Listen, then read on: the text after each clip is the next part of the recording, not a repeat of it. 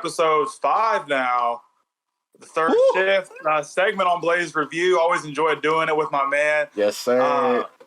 You're doing some big stuff though right now, man. You just had a birthday. You're moving up in the world. I'm trying. Bro, talk about your trip though. That was actually pretty cool. Yeah. So I just turned 25. For my 25th, I was just like, man, I'm just trying to leave wherever I'm at and just go somewhere, because obviously we haven't traveled or done anything since COVID and all this stuff. So we just started getting into camping last year. So this was only our third camping trip, and we rented like a camper van, so we was able to like sleep in the van. Like it had like a little like cooking stove in it. Like it was sweet. So, yeah. But it was in Tennessee. It was like Pickett Memorial Park, and like it was a dark sky park. So at night, literally no clouds, nothing. You just see great stars. It was insane. It was insane. But so I took all my little pictures, like I posted it, and it was so funny because people were like, where is this? Like, oh my God, I got to take the family, blah, blah, blah. I'm like, hold on. Like, I didn't have a cell phone connection. You know what I mean? Like, it was in the middle of nowhere. The closest store was probably like an hour away. Like we were in the thick of it. So you had the perfect horror movie setup. Those was the best destinations. That's the views and stuff you can't see anywhere. You know what I mean? Oh. Definitely. Well, yeah, bro. It looked like you had a good time, but I'm glad we're back on this. So, real quick, when you were in the camper van thing, like, what were you listening to? That's the question we always start with. What are you listening to? So, I've been going back and forth on this just because like there really hasn't been a lot of new music that's dropped.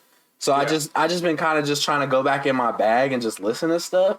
But it's this rapper named Collaborate. Okay. He just recently had a video on that Colors show. Have you seen that Colors YouTube page? I have not. Oh yeah, you got to tune into that. So like it's this page where literally like it'll be a square room, and the room will be like purple. Like everything in the room is just purple, and it's just a person that's acapelling their song. Really? It's hard. Like, you got to tune into it because they have a lot of, like, underground artists on there. They have up-and-coming artists. They have major artists. Like, they have literally every spectrum of artists on there. And this dude, he just dropped his album. He's like the perfect mix between, like, a lyrical dude and, like, somebody who has, like, a little bit of vocals and stuff. And the name of his album is called Light Hit My Skin. Light Hit My Skin? Okay. Yeah, I'm gonna have to send it to you because he cool because he works with a lot of people you would recognize as well.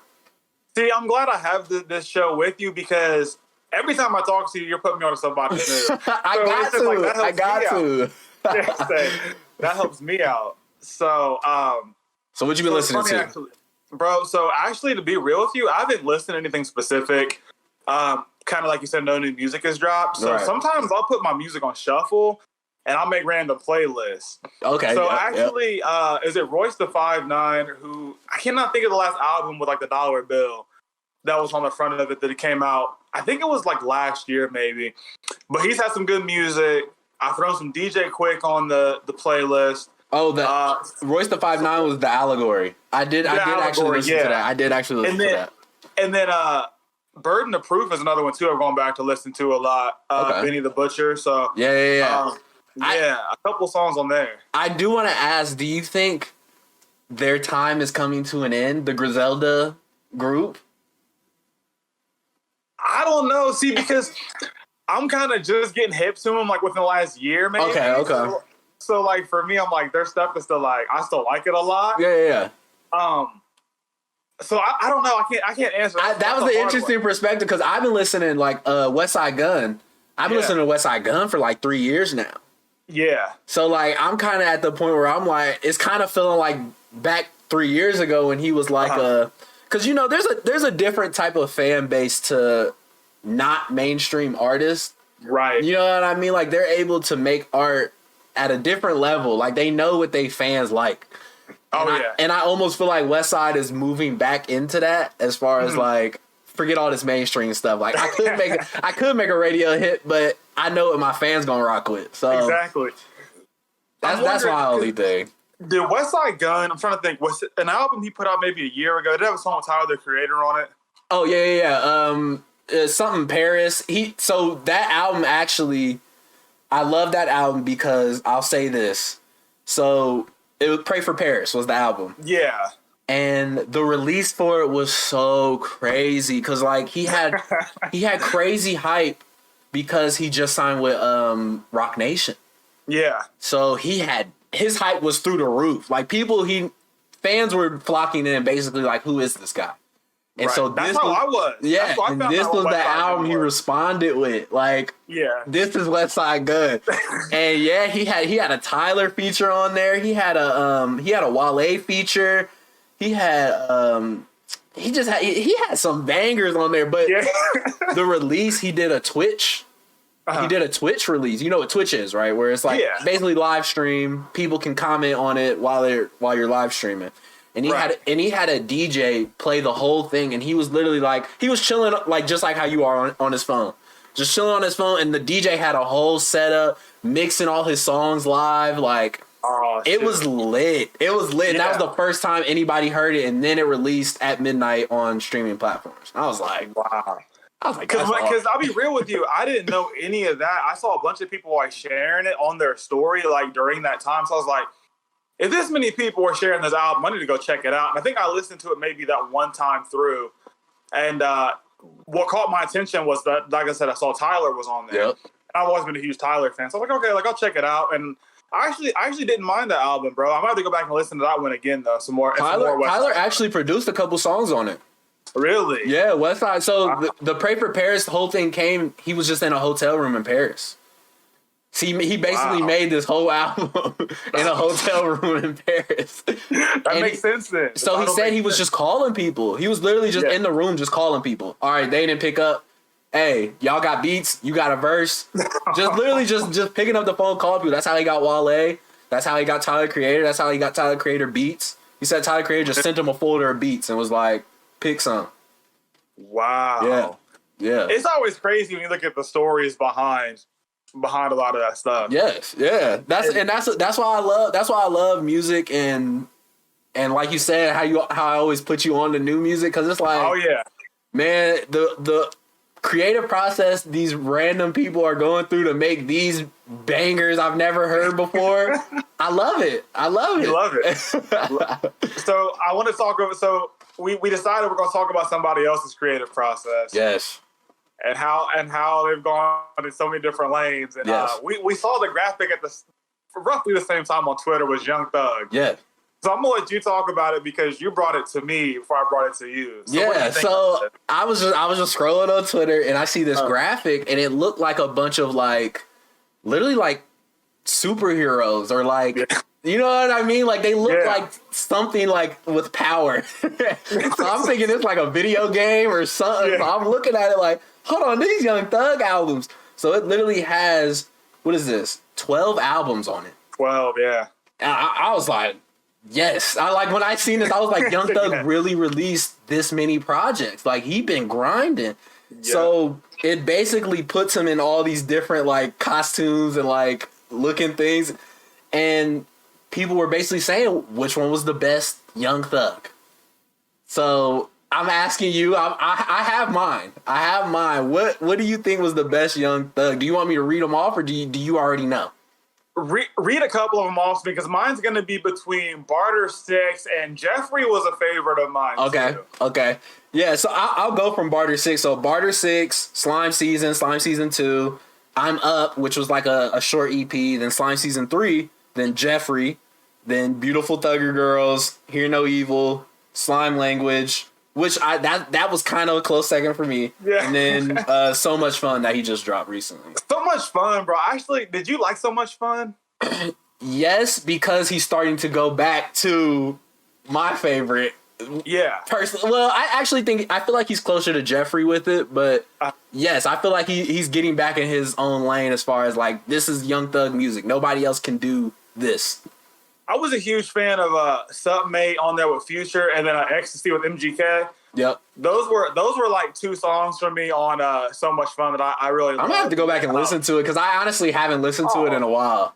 Yeah, and then Future Swag on Jeffrey was one of my favorite songs. Yeah. That's always hard. Yeah. That's always hard. So yeah. But I'll be real with you, bro. When I saw Young Thug in concert, that kind of like I loved Young Thug before that. But then I saw him in concert and his set was terrible. I left like halfway through. Really? Yeah. What Young Thug was that?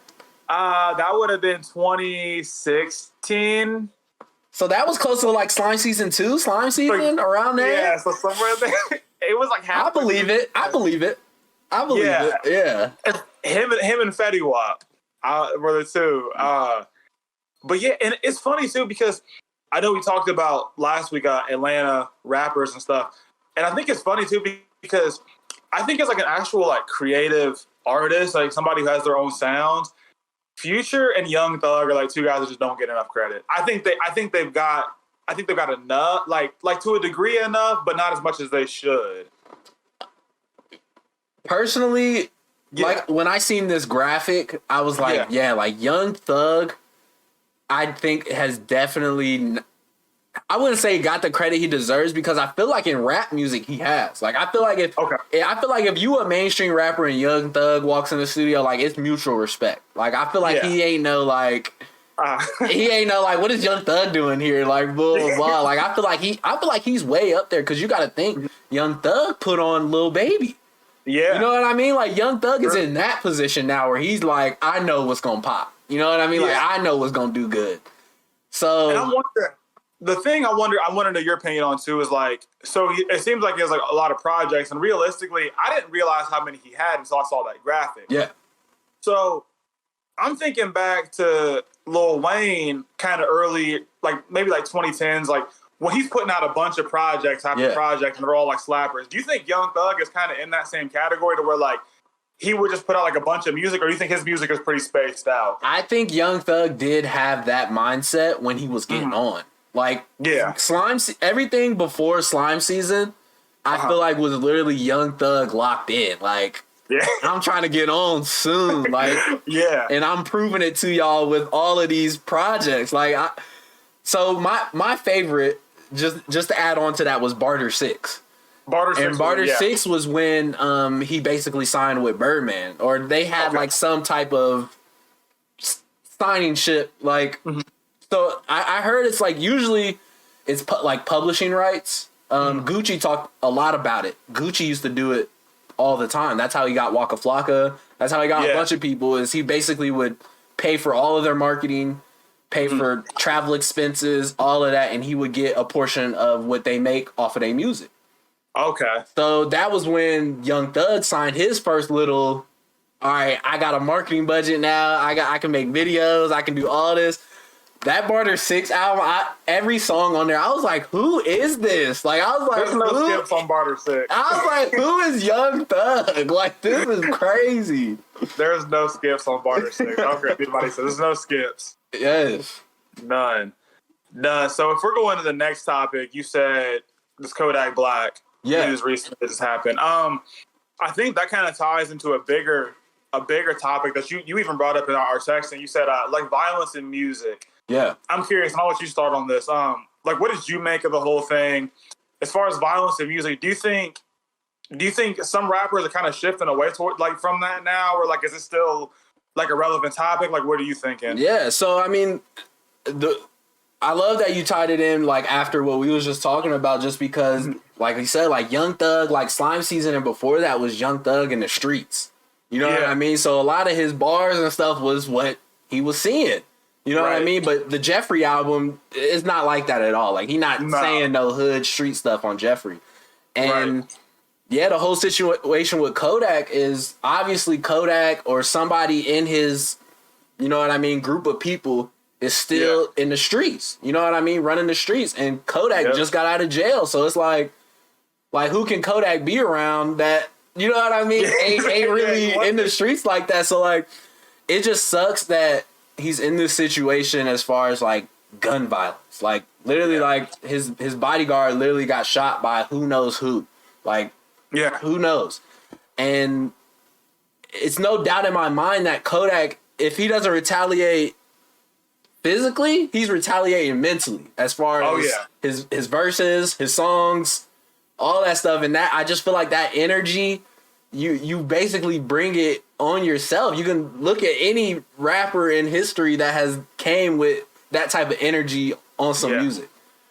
Exactly. And I think it's funny too, man, because like I've never been the person to like label people as like to a degree, but like I was reading about Kodak the other day because I'll tell you, I'll be real. His Lil Big Pac project, it wasn't his album that he made probably about 5 years ago. That's one of my favorite like things within like the last probably 5 years. I'm a Kodak fan. I like Kodak. Yeah, I love Kodak, and I think personally, like you read back on him, bro. I mean, this dude's been in like legal trouble since like middle school. Yes, and his dad is only 23. Yeah, so it's almost like, at what point do you think it's just like a maturity thing with him, or like? I think it has to be a lot about the people that's still around him. Yeah, I feel like that's a huge thing. I feel like, I mean, to tie back Young Thug in it, his whole situation with Lil Baby, when he first basically signed Lil Baby or got Lil Baby, you know what I mean, his first record deal and stuff, he had to pay Lil Baby to stop selling drugs. It's and crazy, man. And to have somebody, Lil Baby has never had anybody in his life do that for him. I guarantee it. Oh, I'm sure he has. You know what I mean? Like, Lil Baby has been in the streets. Somebody be like, I believe in you to do this music stuff. Forget that street stuff. Like, that's not gonna be your answer to anything. And I feel like that's where Kodak at right now. I feel like Kodak wants to hold on to that street life. I think so too, because it's funny when you do look at that whole thing about, you know, like there's just some things like you can't take out of people. Like it's just like in them, and like I feel bad for them to a degree. But yeah, as far as like Kodak, man, I would love it for it to be a thing where like maybe as he gets older, he's like, hey, like I just can't be out here doing this, because I think he's really talented. He is. He is. Really like he has so many great songs. To even for me to say songs, like know he took a lot of time in the music he's making. So to still be doing that stuff, like I don't know, it sucks. And like you said, I mean, no, I'm not saying take a hood dude out the hood and he's just gonna completely change.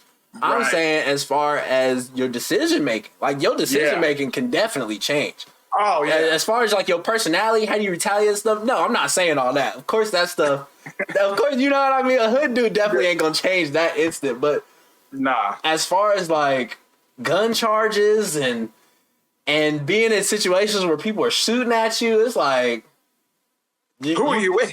You got to remove yourself from that situation. There's only one way out of it. Or to end it is jail or dead, for real. Yep. One or the other. And it's funny, you know, talking about people who have changed over the last little bit of time. Yeah. Kanye West documentary coming out on Netflix. I know. What was it? They bought it. Was it 30? It was million? I think it was like 30 million.